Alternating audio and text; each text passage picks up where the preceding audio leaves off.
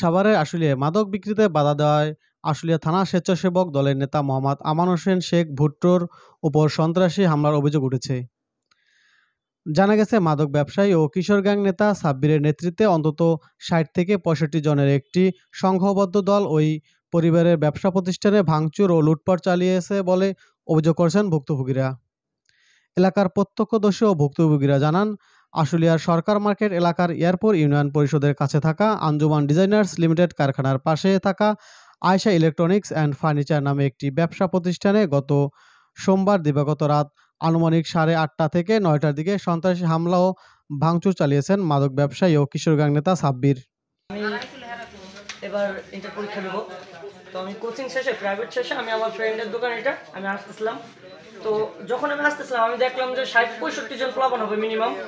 ওরা মানে হাতে দেশীয় অস্ত্র ছিল, কিছু অস্ত্র ছিল, এটা সিস্টেমে ফুটেজ আছে। তো ওদেরকে দেখে আমি প্রথমে ভাইকে সাবধান করলাম যে ভাই ওদের হাতে অস্ত্র আছে, আপনারা ওদিকে যান না, আপনার নাম উল্লেখ করা হয়েছে এই জায়গায়, আপনি যান না। কিন্তু ভাই দোকানের দিকে আসতেছিল যে দোকান আগে বাঁচাক, কিন্তু ভাই আসার সাথে সাথে তারা দেশীয় অস্ত্র নিয়ে বাইরের উপর অতর্কিত হামলা করছে, রক্তাক্ত করছে। আমরা বাইরে দ্রুত ট্রিটমেন্টের জন্য নারী শিশু হাসপাতালে পাঠিয়েছি। আমার এই যে আমি যখন করতে গেছি আমার এই জায়গায় খুব দেওয়া হয়েছে। আমার এই জায়গায় ওদের হাতে দেশীয় অস্ত্র ধারালো অস্ত্র ছিল, ঠিক আছে, ধারালো অস্ত্র ছিল, ওদের কাছে আওয়াজ করার মতো কোনো একটা মেশিনও ছিল, ঠিক আছে। ওরা এই জায়গায় বিভিন্ন মানে অতর্কিত হামলার মাধ্যমে এই দোকানে ঢুকছে, 7-8 জনের মতো এই দোকানে ঢুকছে। দোকানে ওদের হাতে লাঠি ছিল, দাও ছিল, এগুলো বাইরেছে, এগুলো প্রথমে বাইরেছে, বাইরে ফেলানোর পরে ওরা 4-5 জনে যে জায়গায় আসে, আমি যে ও ছিল আমি ছিলাম এই জায়গায় এলোমেলো করছে। আবার ওই জায়গায় আমার মানে ও আমার বন্ধু, আবার এই যে ভাই বললো যে 3টা মোবাইল ছিল আজকে বিকালে এনেকে আনছে, কিন্তু আমার সামনে এগুলো করছে, আমি এই জায়গায় যাইছিলাম। পরে আমার যে সময় কোপটা দিছে তারপরে আমি এই গেটের মধ্যে চলে গেছি। পরে আমার এক মহিলা আসতে দেয়নি আর, যে বাবা তুমি যাও না, তোমার মেরে লাগবে, ঠিক আছে। পরে আমি আর বাড়ি নেই, আর এই ক্যাশের ভিতর থেকে আমি ক্যাশের ভিতর কেমন টাকা ছিল আমি জানি না, তবে ওনারা বললো ক্যাশ ছিল। এই ক্যাশ যে হাতে কথা করছে এটা আমি নিজে দেখছি।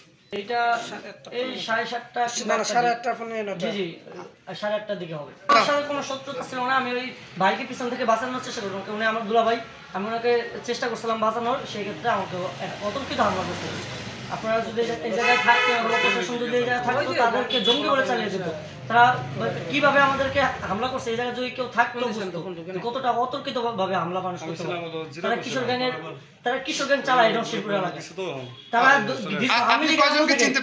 আওয়ামী লীগের আমল থেকে এই এলাকায় 10 বছর যাবত 15 বছর যাবত এই এলাকায় অতর্কিত মানুষের কিশোর গ্যাং সেজে মানুষের বিভিন্ন লুটপাট, মাদক দ্রব্য প্রচার, ইভেন বিভিন্ন নেতাকর্মের এই অপপ্রচারের সাথে জড়িত হয়ে মানুষকে অতর্কিত হামলা করে, মানুষের কাছ থেকে লুট করে, মানুষের কাছ থেকে ছিনতাই করে, ইভেন মানুষের এই যে ছোট ছোট পোলাপানের কাছে মাদক বেচে তারা এই যুব সমাজটা নষ্ট করতেছে। এটা আমার জানার মতো আমি একজনের আজকে দেখতে পাচ্ছি নিজের চেহারা, ও আমার সামনেও এই মাদক দ্রব্য বিক্রি করছে।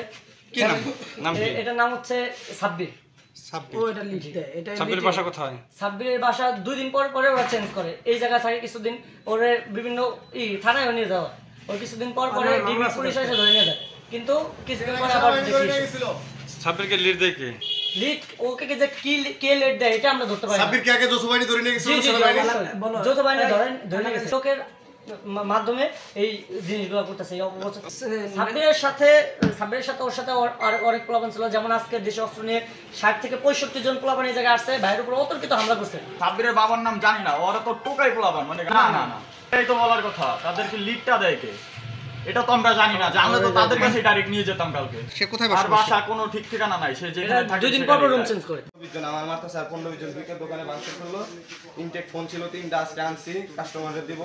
বিকাশে ছিল 1 লাখ টাকা, পরে হলো ক্যাশে ছিল 15-20 হাজার টাকা ছিল, এগুলো সব নাই। 3টা ফোন আনছি আমি, বিকাশের ফোন নিয়ে গেছে একটা, বিকাশের ফোন একটা নিয়ে গেছে, আর হলো ইনটেক ফোন নিয়ে গেছে 3টা। হ্যাঁ, একটারে চিনছি যেটা যে শয়তান যেটা হেড, আর নাম হলো সাব্বির, কিশোর গ্যাং এর। আর এটা 9টার দিক দিয়া 9:30 বা 8:30টার ভিতরে, 8:30টার থেকে 9:30 পর্যন্ত দোকানে তখন আপনি একা ছিলেন? হ্যাঁ, না আমি ছিলাম না, আমার ওই যে একজন স্টাফ ছিল, হলো যে আরেকজন আছে ইউনিট কার্ড কিনতে, আমার বন্ধু, আর বাসা এই জায়গায়, ওর ওষুধ মারছে বলতেছে আমার ওষুধ না শালার ধরে মা, এই কথা বলতেছে। দোকানের মধ্যে না আমি গেলে আমার একটা শোরুম আছে, ওখান থেকে ফেরার পথে গেলে আমাকে ওই যে যখন বলতেছে যে ওই যে আমার সঙ্গে ধর তখন গেলে আমি এখানে লোক দেখছি অনেক, ভাবছি যে হয়তো বা কাস্টমার, তো আমি একটু জোরে জোরে আগাইছি। তখন যখন বলো যে ওই যে আসছে তখন এলো পাতালে আমার কোবান আর বাইরে শুরু করছে। আর এখানে দিয়ে পোলা বাইন দুইকে যে এলো পাতালে গেল জিনিসপত্র টাকা পয়সা একটা স্টক ছিল, আমার শালা ছিল, ও মারছে। এই যে কিছু মাল গেলো ভেঙে ফেলছে। 3টা ফোন ছিল, আমি দুপুরবেলা 3টা ফোন নিয়ে আসছি, আজকে অর্ডার ছিল ফোন দিব কিস্তিতে। আর বিকাশ ফোন ছিল, অ্যান্ড্রয়েড ফোন ওটাও নিয়ে গেছে। আর ক্যাশে 1 লাখ টাকা বিকাশের ছিল। আর গেলো কিছু টাকা কালেকশন হচ্ছে 25 থেকে 30,000 টাকা এরকম হবে। প্রায় 2.5 লক্ষ টাকা আমার গেলো ক্যাশ নিয়ে গেছে। আর প্রায় 50-60,000 টাকার মতো ক্ষয়ক্ষতি চিনি। তারা গেলে মূলত মাদক ব্যবসা করে। আমি দীর্ঘতাবৎ দিন ধরে তাদেরকে মানা করতেছি, যখনই দেখি মাদক নিয়ে বেচাকিনি করতেছে দেখলে মানা করতেছি, ওইটা পূর্ব জিত সত্যিতামি করে। আর কিছু গিয়ে হলো স্থানীয় গিয়ে হলো নেতা আছে, স্থানীয় তারা লিড দিয়ে এটাকে গিয়ে হলো প্রবেট করছে। জি, আমি রাজনৈতিক দলের সঙ্গে সম্পৃক্ত আছি, সিলেট থানা শেখ দলের কর্মী হিসেবে। তাদের সামনে বিষয়টা নিয়ে গেলে আমি ওরকম সময় পাই নাই। তবে একজনে যে বিষয়ে একটা ছেলেকে গতকালকে মানে গাঁজা সহ পাইছি, তাকে গিয়ে আমি নিয়ে তাদের কাছে আপনার দোকানের সামনে যে গাঁজা বিক্রি করে ওকে ধরছেন। ধরে পরে গিয়ে আমি যার নাম শুনছি তার কাছে হস্তান্তর করে দিয়ে আসছি।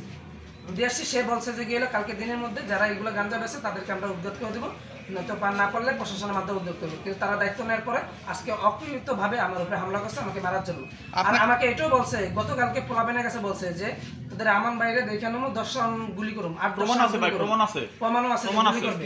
আপনি কতদিন যাবত এই রাজনীতির সাথে জড়িত? আমি এই রাজনীতির সাথে জড়িত গিয়ে হলো আজকে 8 বছর ধরে। 8 বছর ধরে আপনি এই বিএনপি ছাত্রদল থেকে স্বেচ্ছাসেবক দল।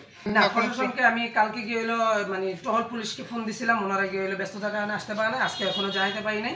তবে আমি গিয়ে হলো মামলা করেছিলাম, আমি জানিয়েছি। এটা গেলে এসআই আজাদ ভাই আছে, আজাদ ভাইকে জানাইছি। তারপরে গিয়ে হলো নাজমুল ভাই আছে, ওনাকেও জানাইছি। ওনারা বললো যে তোমরা যদি হাতে নাতে ধরতে পারো ধরে আমাদেরকে জানাও, আমরা এসে নিয়ে যাবো।